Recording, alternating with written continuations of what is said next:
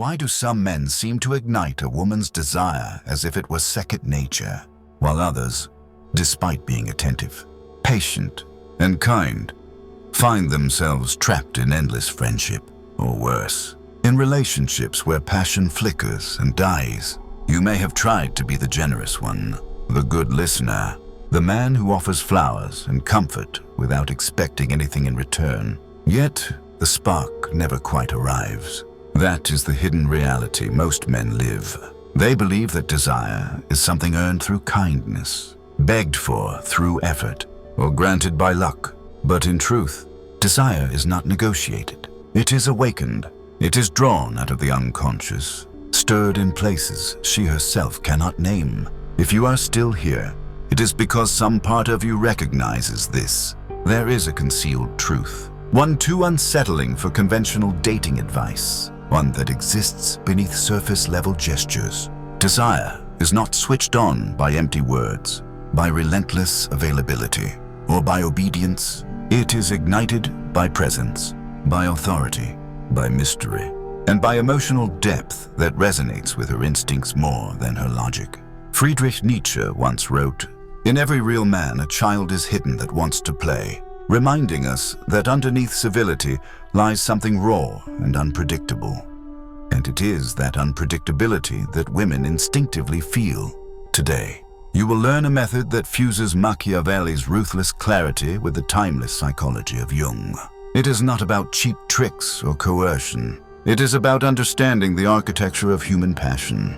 There are 5 unseen triggers, psychological levers that, when used deliberately, awaken a hunger she cannot resist. Machiavelli declared, "He who wishes to be obeyed must know how to command." In the realm of attraction, this is not about deception. It is about understanding what moves her beneath the mask of words and appearances.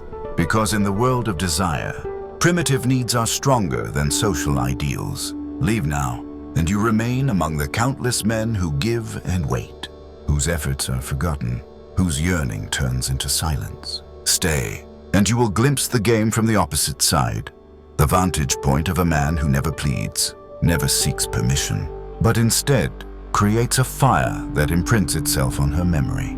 If your ambition is to be part of that rare group who understands these mechanics, subscribe and step forward. After this, she will not see you the same way again.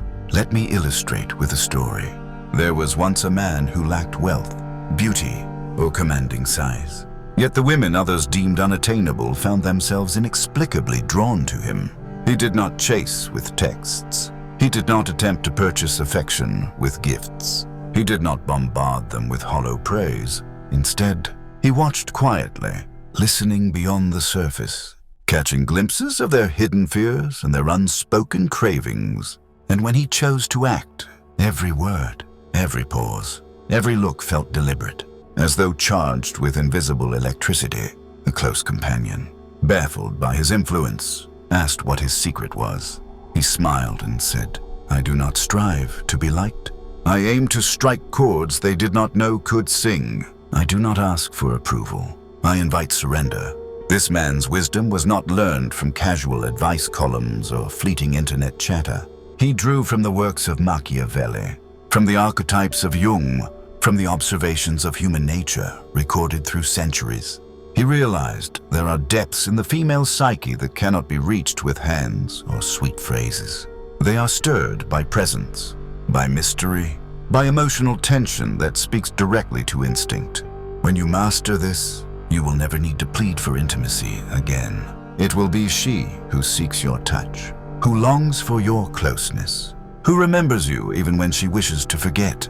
And the first principle is this: predictability suffocates passion. At her subconscious core, she is drawn not to what she can fully decode, but to what leaves her wondering. Men are when they become an open book, when they disclose every detail, every insecurity, every thought too soon. In doing so, they make themselves dull. Machiavelli, master of concealment, warned against showing one's hand too early. Applied to attraction, this does not mean lying, but curating mystery. Your error is to be a manual when you should be a riddle. The solution is to weave an aura of ambiguity, reveal slowly, Let there be unanswered questions. Let her wonder, what is he doing when he is not with me? What are his ambitions? What is hidden beneath that calm exterior? Because a man who is always accessible, who holds no secrets, becomes background noise. Useful, perhaps, but never thrilling. Ambivalence is the fertile soil of desire. A subtle yes, coupled with deliberate restraint, creates the uncertainty that fuels obsession. When she cannot fully measure your interest, when she feels suspended in a question, she invests more energy in solving the riddle. Desire is born not in certainty, but in tension, as Kierkegaard noted. Anxiety is the dizziness of freedom. That dizziness is precisely the state where passion awakens. If mystery is the spark, then silent authority is the flame that gives it shape. At the most primal level, women are instinctively drawn to men who project direction, steadiness, and control. This is not about aggression, nor about domination. It is about presence, a presence that communicates without words. I know what I want, and I am capable of moving toward it. The tragedy is that in their effort to be polite, many men strip themselves of authority. They wait endlessly for signals, defer decisions, and seek constant permission. In doing so, they unknowingly extinguish the very fire they hope to ignite. Machiavelli observed, "It is better to be feared than loved." If you cannot be both, in the context of desire, fear does not mean terror, but a subtle awe, a recognition that you are not easily bent or controlled. To awaken desire, you must project a kind of quiet leadership. This does not require overt commands. It begins in how you stand, how you move, how you look, shoulders back, eyes steady, voice deep and unhurried. Authority is not announced, it is sensed. Imagine a man leading with his presence alone. He enters a room without speaking, yet draws the eyes of those within it. Why? Because he carries an energy of certainty. His silence is not nervous, but deliberate. His stillness not empty, but charged. Women feel this difference immediately. They sense when a man is anchored in himself versus when he is seeking constant affirmation. To carry sexual authority is not to dominate a conversation, but to hold it without rushing, to pause without apology, to step closer without hesitation. Think of a simple interaction, like an invitation. Most men will say, "Would you like to go out if you're free?" That phrasing reeks of insecurity. The man of authority says instead, "We're going to this place. You'll enjoy it." Notice the difference. It is not a demand, but a certainty. It signals that he already knows what he values, and she is invited into that world. That energy is profoundly arousing. Leadership in life translates subconsciously into leadership in intimacy. When you embody authority, you also embody choice. She feels that you are not desperate for her approval, but that your attention is something deliberate, selective, and strong. This, paradoxically, makes her desire to earn it. As Carl Jung suggested, where wisdom reigns, there is no conflict between thinking and feeling. The wise man does not separate his authority from his tenderness. He unites them, becoming calm yet commanding, soft yet unshakable. But mystery and authority alone are not enough. If you give yourself too freely, you destroy the tension that sustains desire. This is where restraint and challenge come in. The third pillar, human beings, and women especially, crave what is earned, not what is handed over without effort. When everything is offered without resistance, it loses value. Consider luxury goods. They are desired precisely because they are scarce, difficult to obtain, and demand investment. The same principle applies to your presence, Machiavelli warned. The liberality with which you exercise generosity will make you contemptible. Applied here, the man who floods a woman with unearned validation, constant gifts, and endless availability quickly diminishes his own value.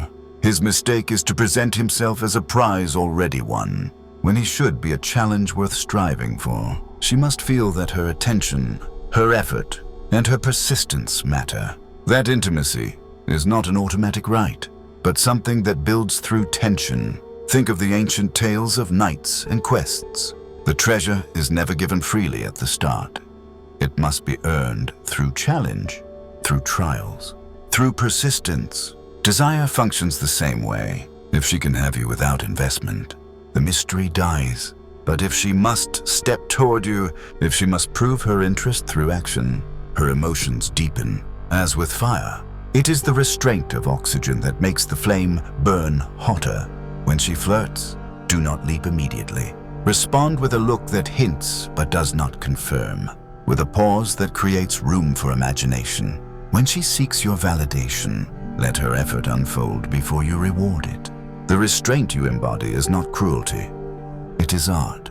It is the deliberate delay that sharpens longing. Neuroscience confirms this. Dopamine spikes not from the guaranteed reward, but from anticipation, from the almost, the not yet, the possibility. This is why, when you are a challenge, her obsession grows, her mind lingers, replaying moments, wondering what more lies beneath. Restraint, mystery, and authority merge here to form a perfect storm. You are not running after her approval. You are holding the frame, allowing her to chase, to invest, to burn with the need to conquer what feels just out of reach. That is how desire ceases to be shallow and becomes enduring. There is a realm of desire that begins not with the body, but in the imagination.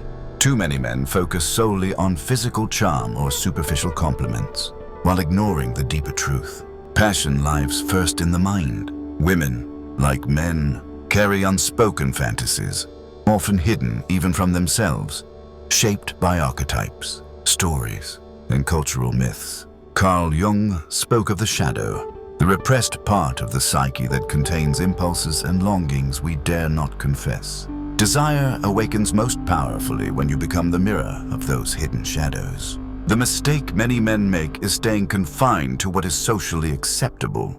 They remain polite, predictable, and safe, when what stirs her most are the contradictions between who she presents to the world and what her body quietly craves. A woman may present herself as virtuous, restrained, respectable, but her unconscious often thrills at the thought of danger, mystery, or forbidden intensity.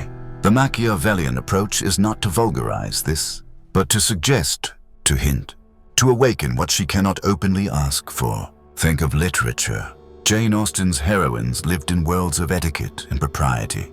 Yet readers swoon over Darcy, not because of his politeness, but because of his enigmatic presence, his restrained authority, his silent fire.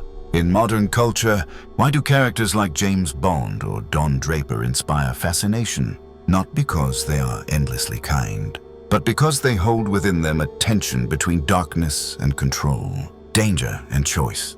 They suggest possibility without ever handing themselves over completely.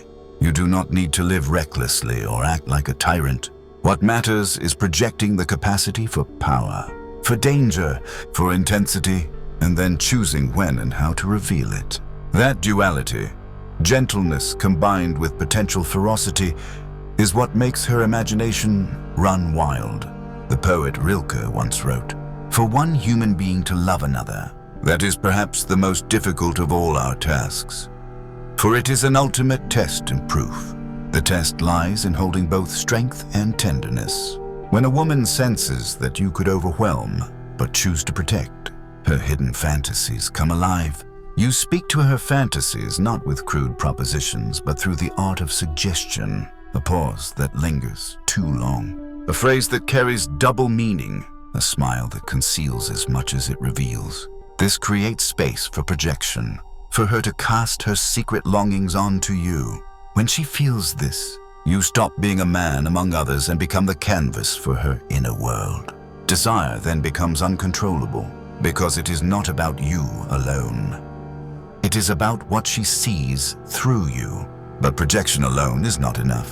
For longing to persist, reward must be carefully managed. This is the fifth pillar, the art of selective reward.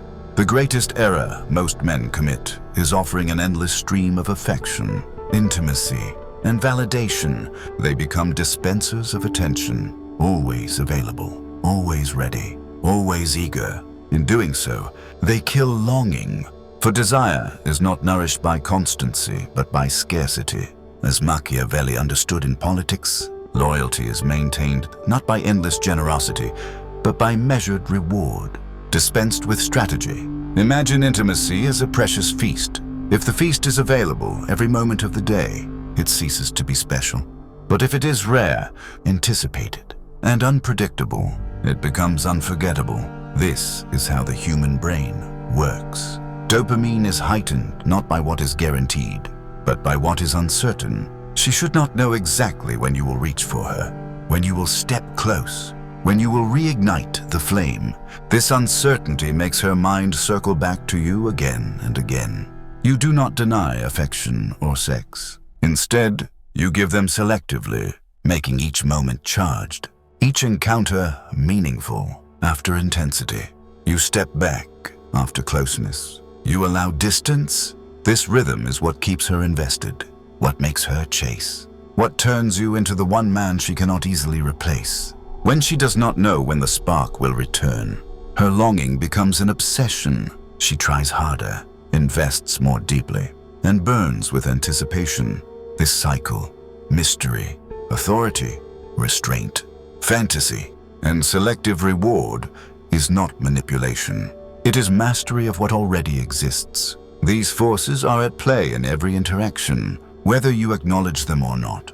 The difference is awareness. The difference is intention. By understanding them, you cease to be a passive participant and become the strategist, the conductor of the unseen symphony of desire. At this point, some may whisper the accusation, "Is this not manipulation?" Let us be clear. Manipulation is to lie, to coerce, to strip another of choice for selfish gain. That is not what we speak of here. This is not about deception, but about recognition.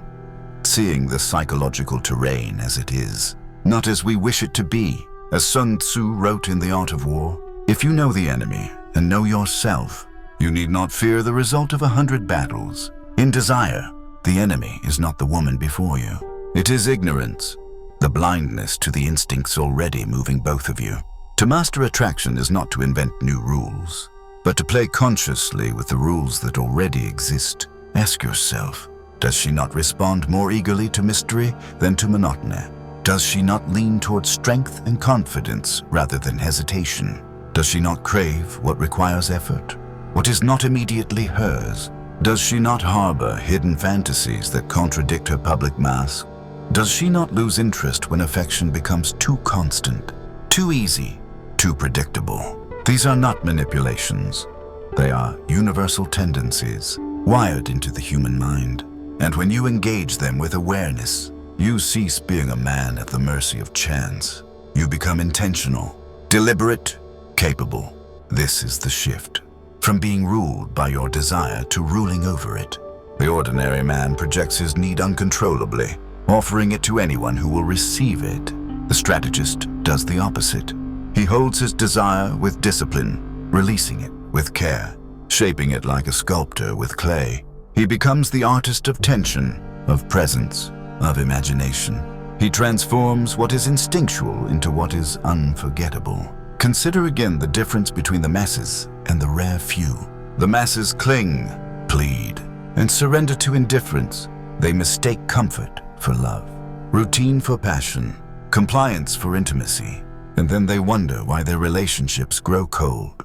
The rare few see love not as a fairy tale, but as a battlefield where psychology determines the victor. They understand that indifference, not heartbreak, is the true death of desire. To avoid this death, they refuse predictability. They refuse to be slaves to their impulses. They refuse to dissolve into the background of her life.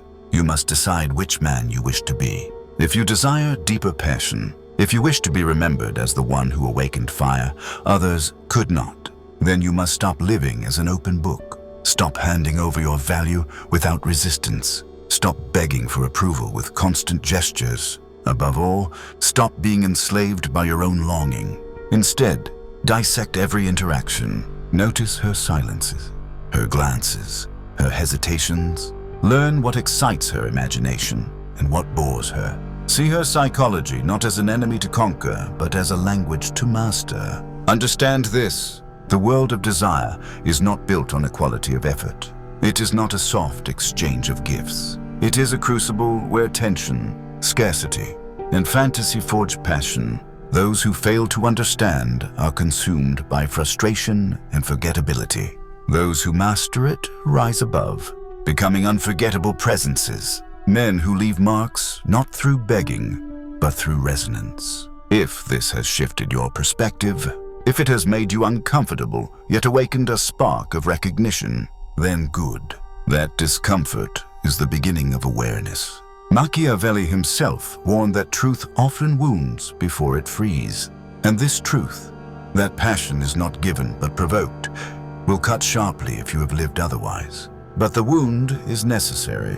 Better to be wounded by truth than consoled by illusions. So I ask you, which of these 5 pillars, mystery, authority, restraint, fantasy, or selective reward, do you believe is the hardest to embody? Or perhaps you have already seen one of them work powerfully in your own life. Share your reflection, for your story may awaken another man's awareness. And if you seek more unfiltered knowledge, without comfort, without political disguise, without noise, then subscribe, share, and join this path. Because in the game of desire, as in the game of power, it is never the one who feels the most who wins. It is the one who understands